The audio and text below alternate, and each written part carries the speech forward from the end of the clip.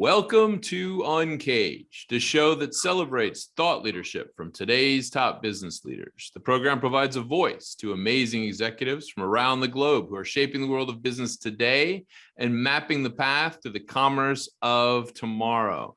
Today, we are speaking with Laura Palker. Hey, Laura, how are you? Hi, how you doing? So happy to be here today, and Happy New Year. Happy New Year. It's great to have you on the show. Laura is really right at the center of all trade show and events that are happening. She is the CEO of the Trade Show Solutions Center, which is a leading provider of comprehensive exhibit planning, design, production, and marketing services for small and mid-sized businesses. She's also the founder of a very important alliance for the National Trade Show Alliance that's looking after individuals and companies that are working in the trade show industry, an industry that has gone through quite a bit of change over the last couple of years. And we'll talk a bit about that in a second. But before we get there, Laura, tell us a little bit about yourself and your career. So I stumbled into this industry quite by mistake. Remember when the AT&T divestiture took place? Oh, yeah. A long time ago. And one of the members of an organization I ran, which was a networking organization, way back before that was an everyday word. And we followed the format of John Nesbitt's book, Megatrends, and created a mastermind group. And one of the owners of an exhibit company that handled AT&T was a member and started discussing how this divestiture was going to take $6 million worth of business from that company overnight. Oh, wow. Because as the AT&T broke up into the baby bells, that meant that the exhibit company was no longer handling AT&T. So they asked me if I would come in to do a reorganization and to work with them to help the company survive.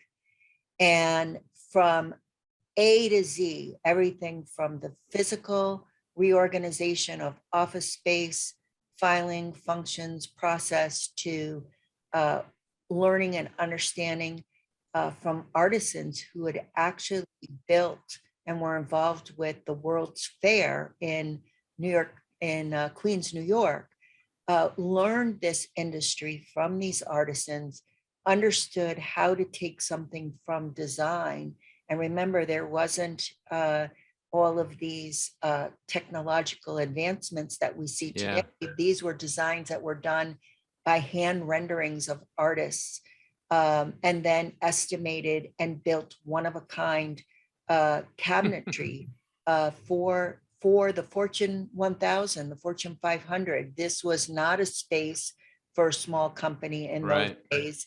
I remember General Electric spent 4 days just moving the furniture to the second story of their double-decker exhibit. And Norelco, had again a double-decker, and I think Nike at one point spent $40 million on their exhibit to be in a show, to break through in this market space. So we really worked hard at being efficient, being effective, being lean, mean, embracing portable modular displays that came into the marketplace, expanded and brought in other employees and created a culture of respect, and moved the company forward. And in just 2 years, they were back in a profitable place. But the thing that forever changed my life is I never left the industry. It was really fascinating. Yeah. Being able to take something from nothing and then to build detailed drawings and then to construct it and watch it unfold and then debut on the trade show floor was just a miracle. It was magic. Listen to you talk about it, and it's something that really has just occurred to me as you were outlining it, but how the events industry really broadened and opened up to medium-sized businesses, small businesses, in a way that just wasn't possible in the early years. And it sounds to me that that's been an area that Trade Show Solutions Center has played a key role in building out for folks. So tell me a little bit about what you guys have done over the last 20 years and where you're moving. So the last 20 years has really been such an extraordinary journey for me, because, and the people that work with us, because, you know, you need to be a master puzzle maker. You have to be an extraordinary solution provider, and you get to learn about everything that is coming down the R&D pipeline. So people have said to me, well, what has your focus been? It was in the early days, you know, the jewelry industry, the toy business. I had the good fortune of working with Saul Odell, who licensed the Rubik's Cube and Wow. vignettes, and FAO Schwartz, and working with Damiani Diamonds in Italy, and, you know, Mastaloni Pearls and RG Gold in New York City, as we began to build our tenure in this industry. PC Expo and Microsoft, you know, shared a pavilion with their vendors to get bigger floor space. And then moving on, you know, as things began to evolve and the economy began to move into pharmaceuticals, and then also expanding into the .com industry and creating experiences that would help companies do literally just three things: build their brand, generate leads, and convert sales.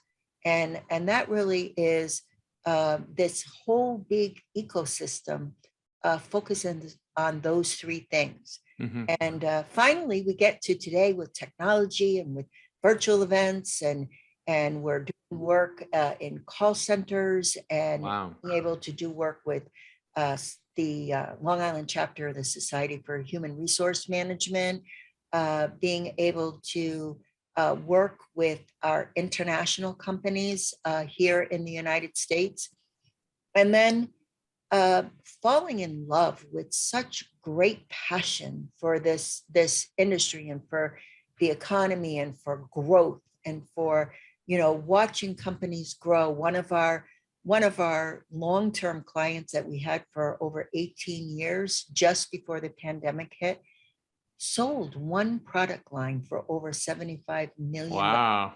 And this was a company, a family-owned company that, you know, that started with 5 people in a little rented office, and became a major employer and a leader in their industry through an effective trade show program. So that is, you know, it's not for the faint of heart. It's a year of planning. Yeah. You know, it's all encompassing, but done right, it is the fast track. Well, I generally would say that, you know, the people that work in the events space are incredibly brave and unflappable people because I don't think I've ever participated in an event organization where something hasn't gone wrong, you know, so or something hasn't kind of happened the way you thought it was going to work out, right? And so you really you have to be one of these people that has cold water in your veins. You just don't don't get upset about changes, because you just have to like move on, right? It's really about team building. It's really Yeah. about, you know, having this massive team that works far more efficiently than an Olympic, you know, baton run. We are experts. We are subject matter, you know, focused. We are tenacious beyond compare, because the show must go on, and we never give up. Yeah. You know, my daughter is also in the business, and again, at the bench, probably starting at 8 years old, and continuing with formal education in graphic design and advertising. And, you know, I remember being on the show floor, and for those of us in the industry will know the impact of what I'm saying, but the job shipped from California to Atlanta and arrived in Atlanta with no base plates. Oof. Well, when you set up an exhibit, the base plates are the only thing that keeps it up. And I went to the show contractor, and the show contractor basically said, "You're on your own, kid." And we had to think. And so what did we do? Well, you know, the pipe and drape that's on the show floor, they have base plates. And so we duct taped them and bubble wrapped them up, stripped out all the guts of the columns, put them in there and decorated the base plates. Oh my that God. And at about 3 o'clock in the morning, I turned around and I hear my daughter saying, "You're awake. We have to get this done." And she was talking to herself. And that's the kind of commitment to the customer that comes. Absolutely. Absolutely. And, you know, Laura, it seems like you've seen everything and also are connected with just the industry, the trade show industry broadly. And during really the heart of the pandemic, you founded the National Trade Show Alliance. Tell me where that fits in and what you guys are up to there. You know, we're a family. This industry, no one is more important than the other. I mean, the person who cleans the floor is just as important as the person that designs the booth, and just as important as the person who markets the show, and just as important as the union labor who is skilled and comes and helps, you know, plug in the light or assemble the booth. And it's a team. And, you know, not one of us can do our jobs successfully without the other. So, you know, I started calling, you know, because it was a little strange because the shows just closed and then it was a domino effect. And first of all, that just never happened in history. Right. And then it was, you know, I found emails. "Oh, just give me a couple of weeks. We'll figure this out and I'll let you know what's going on." And well, a couple of weeks turned to 3 months. And then we said, well, we'll wait another 3 months. And it finally got to 9 months and we knew we were in trouble. And it wasn't going to be easy. Mm-hmm. And so I started making phone calls all across the country to people that I knew in the industry and, you know, "What's going on? How you doing? How you making out?" Because we're out of work. Yeah. I mean, we can't do takeout. We're out of work and nobody knows about us. It was in August, actually, in June, when I started hearing about the suicides. Oof. And I said, this is it. I know how to fundraise. I know how to turn things around. I know how to lobby. I know how to advocate. I have resources and I can't sit on my hands any longer. And I reached out to several other colleagues in the industry who were out there just, you know, putting their head down and pushing forward and, you know, giving words of inspiration to our people. And, you know, Chris Griffin from EDPA, Mark Yuska from Alliance Exposition, who did the Together Again Expo in July of the 2020. Kevin Carty, who is just, you know, daily supporting the people in our industry. And I said, listen, we've got to do something on workforce development. The average age of the worker in our industry is 53 to 58 years old with 20 to 30 years experience. This is bigger than just the pandemic because we'll get through this, but we'll get through this just in time for us to have a mass resignation because our people are going to retire. Yeah. And so they came on board. We put together a board of directors. We worked every single week creating a foundation. We've highlighted the work that our industry associations and our unions have done in speaking out to elected officials. Congressman Tom Suozzi gave us a letter of support to go to the Department of Labor to access some workforce development funding. The Sammy Chu from the Workforce Development Board here in Suffolk County wrote us a letter of support to go and do the work to get this funding to not only help our dislocated workers, but to our displaced workers. Because think about this. Remember when the military came home and they were having problems getting jobs because nobody knew how to transfer their skills? Yeah. These highly trained masters now were faced with, where's your college degree? Same thing was happening in our industry. Nobody understood our industry or the work or the skills or the mastery or the commitment or the work ethic. And they didn't know how to, the human resource departments didn't know how to transfer the skills. So they were being passed over. And that leads to, thinking about what have I done with my life? Yeah. Well, I We listen had to do it. and I love that you've done this, and certainly I remain optimistic that the trade show world will come back in a big way, primarily because as virtual and as digital as I am in many of the things that I believe in, there's nothing quite like seeing, touching, feeling, and talking to people face to face. So I miss the fact that I mentioned to you earlier, I was going to head out to the Consumer Electronics Show this month or this week, Yes. and all of my meetings got canceled. It just was devastating to see that. So Las Vegas is happening.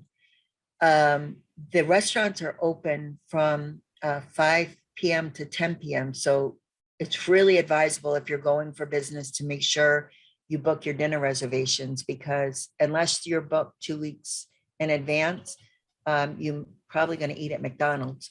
But the end of the day is that Vegas is open, it's operating. There are people on the streets. I've been there actually in December twice for shows. And it's exciting because a lot of the big people are not on the show floor because of corporate travel bans, but it's creating tremendous opportunities for the smaller companies because they're more nimble and they're able to move about a little bit more with more flexibility and not get on those show floors. And anybody who's flying to a show right now, it's a buyer. It's not a tire kicker.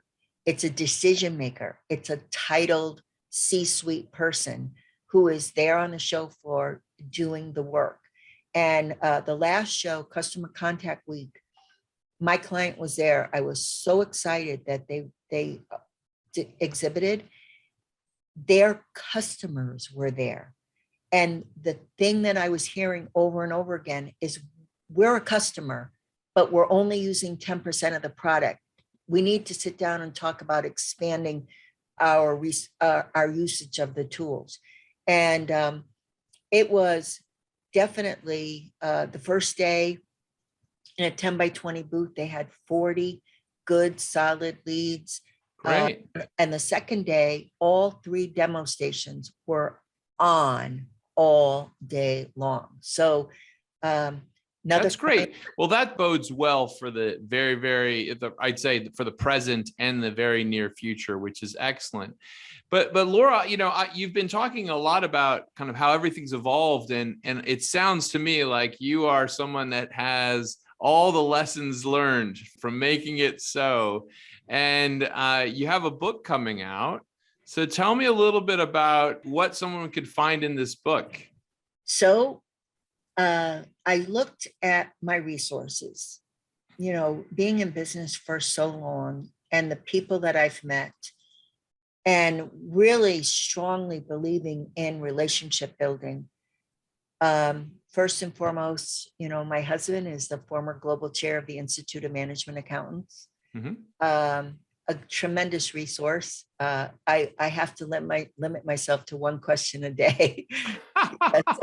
Otherwise, I'll have his ear 8 hours.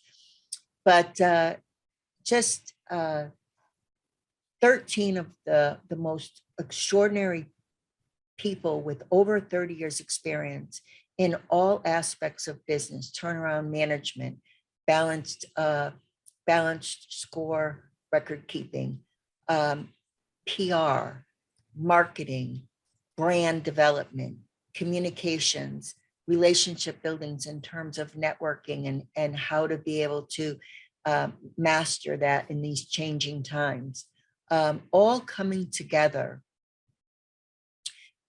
Building culture. One of our authors has through data mining been able to create a system of peer-to-peer culture development. And it is so timely because of so many people working remote right now.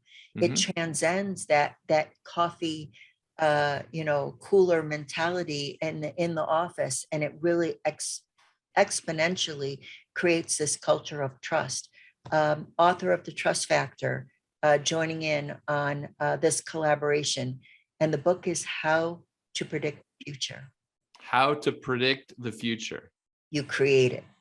You create and it. Here is all of the tools and actual worksheets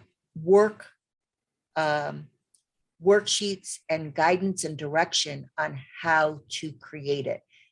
So for those that may have gotten overwhelmed, for those who might be immobilized by this catastrophic occurrence, it can help them to find calm so that they can create the space to innovate, to reinvent, to pivot, and to do it with some confidence. I love it. Well, talking about the future, let's talk about 2022. What do you think is on the horizon this year in the trade show space? So it's a combination of hybrid, of virtual. The National Trade Show Alliance will hold its members meeting, and we've been accepting members for now 7 months. We have over 300 members, and we are having a members meeting on the 9th, and then doing a virtual conference that will teach people about how to navigate the trade show world. Everything from the Carpenters Contractor Trust, the Goldman Sachs 10,000 Small Business Accelerating Revenue, to the keynote, who is so excitingly he's so interesting. John Cordier from Epistemics. He's analyzed data to look at what's the risk in relationship for the pandemic to live events. So some extraordinary information will be found there, and then a full track curriculum. But right now we've got Toy Fair coming up in New York City. We have got the Connex show coming up. We have got that's for commercial cleaning. We have Enterprise Connect for customer for call centers and customer experience, and the calendar looks like it's really starting to fill up in March, April, May, and June. APCO for securities, the security systems, ICS West for security is in the book. So look for those live events to be coming strong, because when you started talking about CES, all I could think about was,